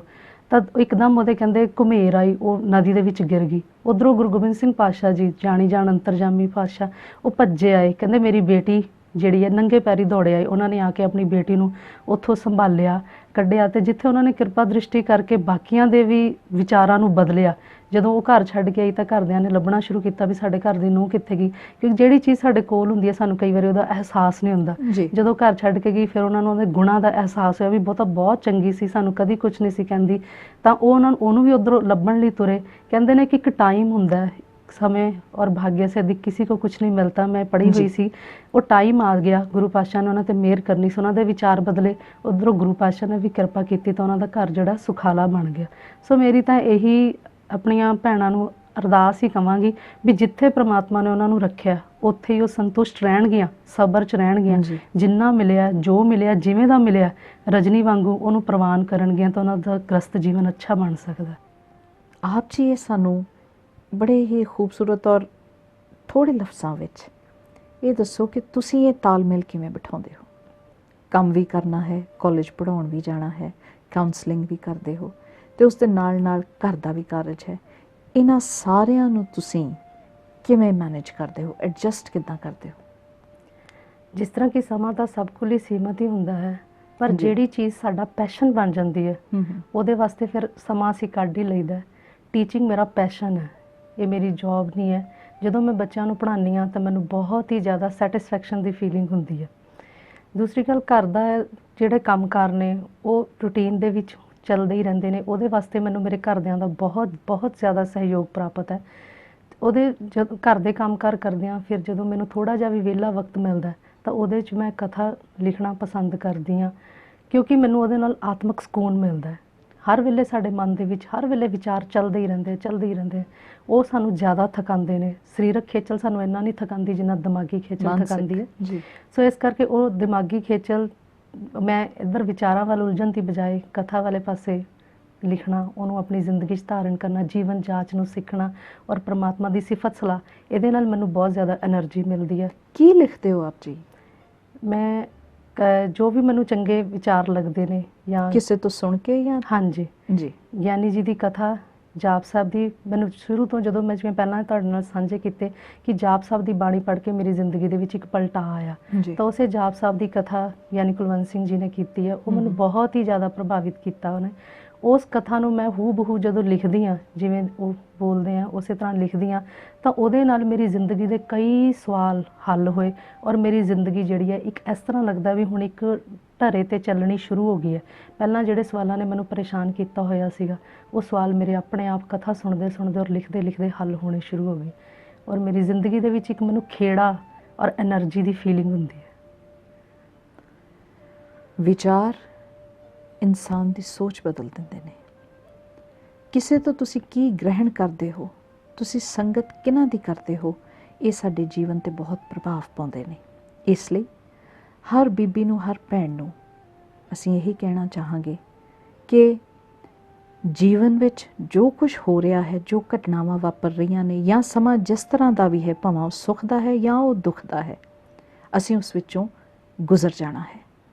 पर एक ते ਜੀਵਨ ਹੈ ਜੋ ਅਸੀਂ ਪਰਿਵਾਰ ਵਿੱਚ ਗੁਜ਼ਾਰ ਰਹੇ ਹਾਂ, ਜਿਸ ਵਿੱਚ ਸਾਡੀਆਂ ਰਿਸਪੌਂਸਿਬਿਲਿਟੀਜ਼ ਨੇ। ਇੱਕ ਜੀਵਨ ਸਾਡਾ ਆਪਣਾ ਹੈ, ਦ ਪਰਸਨਲ ਲਾਈਫ, ਜਿਸ ਨੂੰ ਅਸੀਂ ਸਾਧਨਾ ਹੈ, ਜਿਸ ਨੂੰ ਅਸੀਂ ਖੂਬਸੂਰਤ ਬਣਾ ਕੇ ਰੱਖਣਾ ਹੈ, ਤਾਂ ਕਿ ਸਾਨੂੰ ਮਾਨਸਿਕ ਜਿਹੜੀ ਖੁਸ਼ੀ ਹੈ ਉਹ ਮਿਲ ਸਕੇ। ਅਤੇ ਉਹ ਤਾਂ ਹੀ ਮਿਲਦੀ ਹੈ ਜੇ ਵਿਚਾਰਾਂ ਦੀ ਜੋ ਸਾਂਝ ਹੈ ਉਹ ਵਧੀਆ ਤਰੀਕੇ ਨਾਲ ਹੋਵੇ। ਅਤੇ ਅਸੀਂ ਕਿਹੋ ਜਿਹੇ ਵਿਚਾਰ, ਜਿਵੇਂ ਭੈਣ ਜੀ ਹੁਣੀ ਕਹਿੰਦੇ ਨੇ ਕਿ ਮੈਂ ਉਹਨਾਂ ਨੂੰ ਲਿਖ ਕੇ ਆਪਣੇ ਕੋਲ ਰੱਖਦੀ ਹਾਂ, ਅਤੇ ਜੇ ਤੁਸੀਂ ਲਿਖ ਨਹੀਂ ਸਕਦੇ, ਆਪਣੇ ਦਿਲ ਹਿਰਦੇ ਵਿੱਚ ਸਦਾ ਲਈ ਉਹਨਾਂ ਨੂੰ ਵਸਾ ਲਵੋ। ਅਤੇ ਹੁਣ ਕਿਉਂਕਿ ਆਪ ਜੀ ਤੋਂ ਇਜਾਜ਼ਤ ਲੈਣੀ ਹੈ, ਉਸ ਤੋਂ ਪਹਿਲਾਂ ਮੈਂ ਚਾਹਾਂਗੀ ਕਿ ਕੋਈ ਇੱਕ ਖਿਆਲ, ਕੋਈ ਮੈਸੇਜ ਜੋ ਤੁਸੀਂ ਸਾਡੇ ਸੁਣਨ ਵਾਲੀ ਸੰਗਤ ਨੂੰ ਦੇਣਾ ਚਾਹੋ। ਮੇਰਾ ਸਾਰੇ ਸਿੱਖ ਸੰਗਤ ਨੂੰ ਇਹੀ ਸੁਨੇਹਾ ਹੈ ਕਿ ਬਾਣੇ ਤੇ ਬਾਣੀ ਦੇ ਧਾਰਨੀ ਬਣੋ। ਪਰਮਾਤਮਾ ਦੀਆਂ ਬਖਸ਼ਿਸ਼ਾਂ ਆਪ ਵਾਪਰਦੀਆਂ ਨੇ। ਪਰਮਾਤਮਾ ਆਪ ਸਾਡੇ ਅੰਗ ਸੰਗ ਸਹਾਈ ਹੋ ਕੇ ਸਾਨੂੰ ਜੀਵਨ ਜਾਚ ਸਿਖਾਉਂਦਾ, ਜੀਵਨ ਦੇ ਸਹੀ ਰਸਤੇ 'ਤੇ ਤੋਰਦਾ। ਜੇ ਅਸੀਂ ਸੋਚਦੇ ਰਹੀਏ ਕਿ ਅਸੀਂ ਪਹਿਲਾਂ ਆਪਣੇ ਆਪ ਨੂੰ ਸੁਧਾਰਾਂਗੇ, ਫਿਰ ਅਸੀਂ ਗੁਰੂ ਵਾਲੇ ਬਣਾਂਗੇ, ਇਹ ਕਦੀ ਵੀ ਨਹੀਂ ਹੋਣਾ। ਜ਼ਿੰਦਗੀ ਭਰ ਭਾਵੇਂ ਜਿੰਨੇ ਸਾਲ, ਜਿੰਨੀਆਂ ਸਦੀਆਂ, ਜਿੰਨੇ ਜਨਮ ਮਰਜ਼ੀ ਲਾ ਲਈਏ, ਇਸ ਕਰਕੇ ਆਪਣੇ ਆਪ ਨੂੰ ਗੁਰੂ ਤੇ ਅੱਗੇ ਸਮਰਪਿਤ ਕਰਨਾ ਹੀ ਪਏਗਾ। ਭਾਵੇਂ ਮੈਂ ਚੰਗੀ ਹਾਂ, ਭਾਵੇਂ ਮੈਂ ਮੰਦੀ ਹਾਂ, ਹੁਣ ਆਪਣੀ ਆਪਣੀ ਬਾਣੀ ਦੀ ਲਾਜ ਆਪ ਰੱਖੋ। ਸੋ ਸਭ ਤੋਂ ਵੱਡੀ ਗੱਲ ਸਮਰਪਿਤ ਹੋਣਾ। ਜਦੋਂ ਅਸੀਂ ਸਮਰਪਿਤ ਹੋ ਜਾਵਾਂਗੇ, ਢਹਿ ਜਾਵਾਂਗੇ, ਗੁਰੂ ਸਾਹਿਬ ਜਿੱਦਾਂ ਦੇ ਵੀ ਹੈ ਸਾਨੂੰ ਆਪਣੇ ਆਪ ਪ੍ਰਵਾਨ ਕਰ ਲੈਣਗੇ। ਸੋ ਨਾਲ ਹੀ ਮੈਂ ਫਤਿਹ ਟੀਵੀ ਦਾ ਬਹੁਤ ਬਹੁਤ ਧੰਨਵਾਦ ਕਰਦੀ ਹਾਂ ਕਿ ਉਹਨਾਂ ਨੇ ਇਹ ਇੱਕ ਬੜਾ ਹੀ ਸੋਹਣਾ ਉਪਰਾਲਾ ਕੀਤਾ ਕਿ ਸਾਡੇ ਵਰਗੀ ਆਮ ਸੰਗਤ 'ਚੋਂ ਸਾਨੂੰ ਆਪਣੇ ਵਿਚਾਰ ਤੁਹਾਡੇ ਸਾਰਿਆਂ ਨਾਲ ਸਾਂਝੇ ਕਰਨ ਦਾ ਮੌਕਾ ਦਿੱਤਾ। ਮੈਂ ਇਸ ਸਭ ਲਈ ਫਤਿਹ ਟੀਵੀ ਦਾ ਤੇ ਸਾਰੀ ਸੰਗਤ ਦਾ ਬਹੁਤ ਬਹੁਤ ਧੰਨਵਾਦ ਕਰਦੀ ਹਾਂ। ਸਾਨੂੰ ਪ੍ਰੇਰਨਾ ਲੈਣੀ ਚਾਹੀਦੀ ਹੈ, ਸਾਨੂੰ ਸੰਗਤ ਕਰਨੀ ਚਾਹੀਦੀ ਹੈ, ਸਾਨੂੰ ਗੁਰੂ ਦੇ ਲੜ ਲੱਗਣਾ ਚਾਹੀਦਾ ਹੈ। ਜਦ ਸਾਡੇ ਜੀਵਨ ਵਿੱਚ ਇਹ ਤਿੰਨ ਚੀਜ਼ਾਂ ਆ ਜਾਂਦੀਆਂ ਨੇ ਤੇ ਫਿਰ ਅਸੀਂ ਆਪ ਹੀ ਗੁਰੂ ਵਾਲੇ ਬਣ ਜਾਂਦੇ ਹਾਂ, ਗੁਰੂ ਦੇ ਰਾਹ 'ਤੇ ਤੁਰ ਪੈਂਦੇ ਹਾਂ। ਫਿਰ ਅਸੀਂ ਮਨਮੁਖ ਨਹੀਂ, ਫਿਰ ਅਸੀਂ ਗੁਰਮੁਖ ਹੋ ਜਾਂਦੇ ਹਾਂ। ਅੱਜ ਦੇ ਇਸ ਸਮੇਂ ਵਿੱਚ, ਅੱਜ ਦੇ ਇਸ ਐਪੀਸੋਡ ਵਿੱਚ ਅਸੀਂ ਗੱਲ ਕੀਤੀ ਬੀਬੀ ਬਲਵਿੰਦਰ ਕੌਰ ਜੀ ਨਾਲ। ਇਹਨਾਂ ਵਰਗਾ ਜੀਵਨ ਬਹੁਤ ਬੀਬੀਆਂ ਦਾ ਹੋਵੇਗਾ। ਫਰਕ ਸਿਰਫ ਇਤਨਾ ਹੈ ਕਿ ਇਹਨਾਂ ਨੇ ਆਪਣੀ ਸੋਚ ਨੂੰ ਬਦਲਿਆ, ਔਰ ਜੋ ਵਿਚਾਰ ਖਿਆਲ ਇਹਨਾਂ ਦੇ ਮਨ ਵਿੱਚ ਜੀਵਨ ਦੇ ਕਿਸੇ ਪੜਾਅ ਵਿੱਚ ਆਏ, ਇਹਨਾਂ ਨੇ ਉਸ ਸਤਿਗੁਰੂ ਅੱਗੇ ਅਰਦਾਸ ਬੇਨਤੀ ਕਰਕੇ ਉਹਨਾਂ ਨੂੰ ਸਫਲ ਕਰ ਲਿਆ। ਸਤਿਗੁਰੂ ਨੇ ਬਖਸ਼ਿਸ਼ ਕੀਤੀ, ਜੋ ਇਹਨਾਂ ਮੰਗਿਆ ਸੋ ਇਹਨਾਂ ਨੇ ਪ੍ਰਾਪਤ ਕੀਤਾ। ਤੇ ਸਿਰਫ ਇਹ ਇਹਨਾਂ ਤੇ ਹੀ ਲਾਗੂ ਨਹੀਂ ਹੁੰਦਾ। ਗੁਰੂ ਅੱਗੇ ਝੋਲੀ ਅੱਡੀਏ, ਗੁਰੂ ਅੱਗੇ ਅਰਦਾਸ ਕਰੀਏ, ਤੇ ਅਸੀਂ ਵੀ ਜੋ ਚਾਹੁੰਦੇ ਹਾਂ, ਸਤਿਗੁਰੂ ਜਾਣਦਾ ਹੈ ਸਾਡੇ ਲਈ ਕੀ ਚੰਗਾ ਹੈ, ਕੀ ਬਿਹਤਰ ਹੈ, ਕਿਸ ਸਮੇਂ ਸਾਨੂੰ ਕਿਸ ਚੀਜ਼ ਦੀ ਲੋੜ ਹੈ, ਕਿਉਂਕਿ ਉਹ ਮਾਤਾ ਪਿਤਾ ਸਭ ਕੁਛ ਹੈ। ਦੀਨ ਦੁਨੀ ਦਾ ਮਾਲਿਕ ਹੈ ਉਹ, ਵਾਲੀਏ ਦੋ ਜਹਾਨ ਹੈ ਉਹ। ਇਸ ਲਈ ਉਹ ਸਾਡੀ ਹਰ ਖੁਆਹਿਸ਼ ਪੂਰੀ ਕਰਦਾ ਹੈ। ਇਸ ਤੋਂ ਅਸੀਂ ਇਹੀ ਪ੍ਰੇਰਨਾ ਲੈਣੀ ਹੈ ਕਿ ਸਭ ਤੋਂ ਪਹਿਲਾਂ ਗੁਰੂ ਦੇ ਲੜ ਲੱਗ ਜਾਈਏ। ਤੇ ਹੁਣ ਆਪ ਜੀ ਤੋਂ ਇਜਾਜ਼ਤ ਚਾਹਾਂਗੇ।